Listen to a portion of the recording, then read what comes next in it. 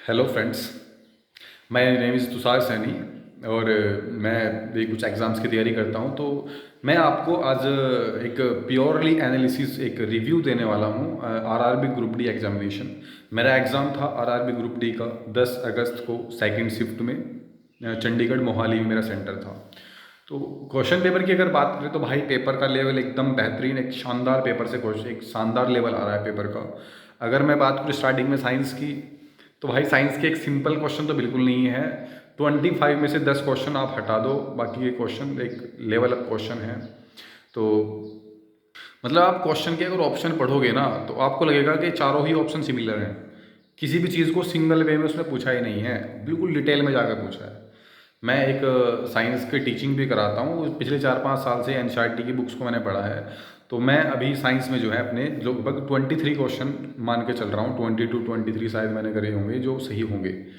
तो करे तो मैंने 25 अटैम्प्ट हैं, पर 3 क्वेश्चन मेरे ऑलरेडी गलत हो गए हैं, ये मैंने करा के देख लिया है। एक क्वेश्चन था उसमें एक क्वेश्चन था उसमें कि विच ब्रेन का जो मेन थिंकिंग पार्ट होता है वो क्या होता है। तो अगर मस्तिष्क, सेरिबेलम, सेरिब्रम और हाइपोथैलेमस। तो उसमें जो हम एनसीईआरटी किताब पढ़ते हैं तो उसमें जो फोर ब्रेन होता है, अगर मस्तिष्क वो ही मेन थिंकिंग पार्ट होता है। पर अगर मस्तिष्क के अंदर होता है सेरिब्रम, तो वहाँ पे मैंने कन्फ्यूजन हुआ और मैंने फोर ब्रेन टिक कर दिया। सेकंड मेरा ऑप्शन था कि जो टिश्यूज़ होता है, प्लांट जब बेंड करता है, मुड़ता है, तो वहाँ पे उसके अंदर जो है कौन सा टिश्यूज़ होता है। तो पेरेन्काइमा, कोलेनकाइमा, स्क्लेरेन्काइमा, उसका कोलेनकाइमा आंसर था, मुझसे टिक हो गया पेरेन्काइमा। थर्ड क्वेश्चन उस शिफ्ट के अंदर था, एक इलेक्ट्रिसिटी से क्वेश्चन था, पूरा घुमा के पूछ रखा था, मतलब इलेक्ट्रिसिटी में कुछ भी सिंपल उसमें नहीं था।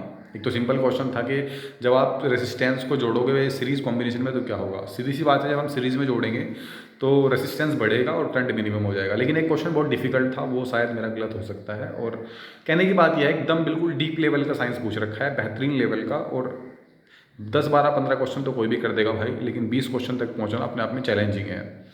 बात करते हैं दूसरी हम मैथमेटिक्स की। तो भाई मैथमेटिक्स में मैं एनटीपीसी में 25 में से 25 क्वेश्चन लगा के आया हूँ। मैंने लास्ट 3 एग्जाम दिए हैं। मैंने अपना DSSB में एक एग्ज़ाम दिया था टीजीटी पोस्ट के लिए, उसमें जो मैथमेटिक्स था उसको मैं पूरा करके आया हूँ। और लेकिन मैं कल आरआरबी ग्रुप डी के एग्जामिनेशंस में मैथमेटिक्स में ओनली और ओनली 22 क्वेश्चन करके आया हूँ भाई। वो भी 7-8 क्वेश्चन तो इतने बड़े बड़े और लेंथी थे ना, बहुत लेंथी क्वेश्चन थे।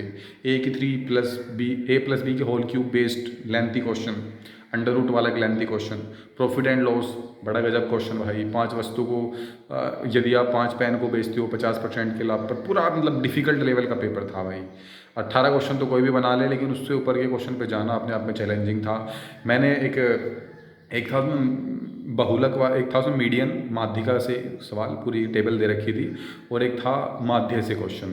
तो माध्यिका आप निकालोगे F1 F2 इक्वेशन में, तो टाइम तो लगेगा ना भाई।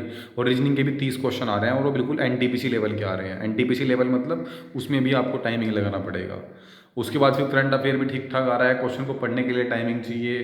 तो उस हिसाब से अगर टाइम मैनेजमेंट के हिसाब से देखें तो भाई पेपर का लेवल बहुत गजब आ रहा है। और मेरे हिसाब से 20+ क्वेश्चन मैथ में करना अपने आप में चैलेंजिंग है, और 20+ सही क्वेश्चन करना साइंस में भी एक बहुत बड़ी बात है। 20+ तक पहुंच जाना आसान बिल्कुल नहीं है, मैं बिल्कुल नहीं कहूँगा। और रीजनिंग तो 30 में से 30 किए जा सकते हैं, लेकिन वो इतना टाइम ले लेगी आपके 2-3 क्वेश्चन मैथ के, आप पूरा टाइम नहीं दे पाओगे और शायद आपको छोड़ने पड़ेंगे। क्वेश्चन मैंने माध्यिका का छोड़ा है, बिल्कुल एकदम मुझसे आता था, फॉर्मूला आता है n/2 2a+n-1 × d, but I left it. तो भाई पेपर का लेवल तो शानदार है और कंपटीशन भी शानदार है, देखते हैं क्या होता है यार।